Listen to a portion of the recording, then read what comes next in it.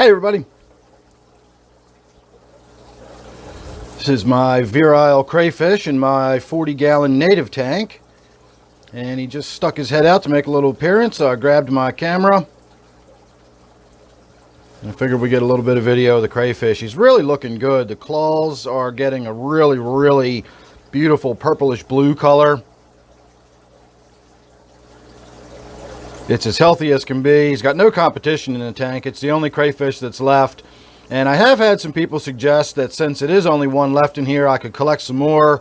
But I think if I do that, I'm just asking for trouble. I knew ultimately that there can be only one. You'll never have multiple crayfish, at least not of this species, in a tank as small as a 40 breeder. This crayfish pretty much roams the whole tank, and even if there was a compatible sized crayfish in here that this one couldn't necessarily defeat outright, at some point one of them is going to have to shed their exoskeleton or shed their shell, and when they do that, they are extremely vulnerable. And if you've got even a small crayfish in the tank, it will find the soft shell crayfish when they're vulnerable like that and tear them apart, just tear them to pieces.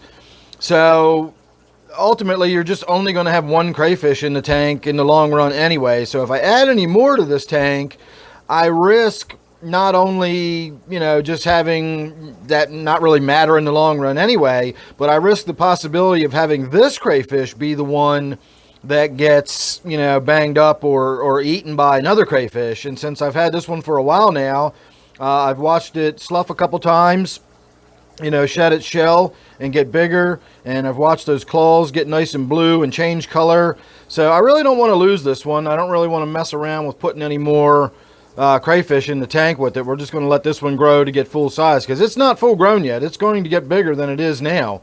And again, it's only in a 40 breeder tank. It's not, I can't really put too many more crayfish in this tank without them being crowded together. So not going to worry about adding any more crayfish, but I did want to get a little bit of close-up video of this one while it was out a little bit.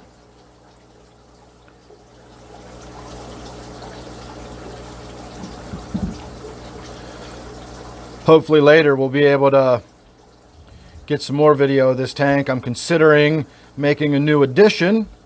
I don't know exactly what's going to go in here just yet, but I got a pretty good idea of what I want to go in here if I can find it and catch it.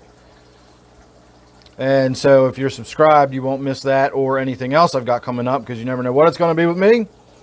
So don't forget, this one here is my 40-gallon native tank, and I'm going to leave you with one final look here at my virile crayfish. And I'm not calling it a virile crayfish because of its prowess. I'm calling it a virile crayfish because that is the species it is. And it is, in fact, invasive here in Maryland. This is not a native species to Maryland, even though it's pretty much the only species of crayfish I've ever seen in the natural waters around here. My whole entire life, I've never seen another crayfish besides this species. So even though it's invasive, it's the pretty much only crayfish around here anymore. So there you go. All right, everybody. We'll call it good for real this time. Thanks for watching. I'll see you real soon in the next one.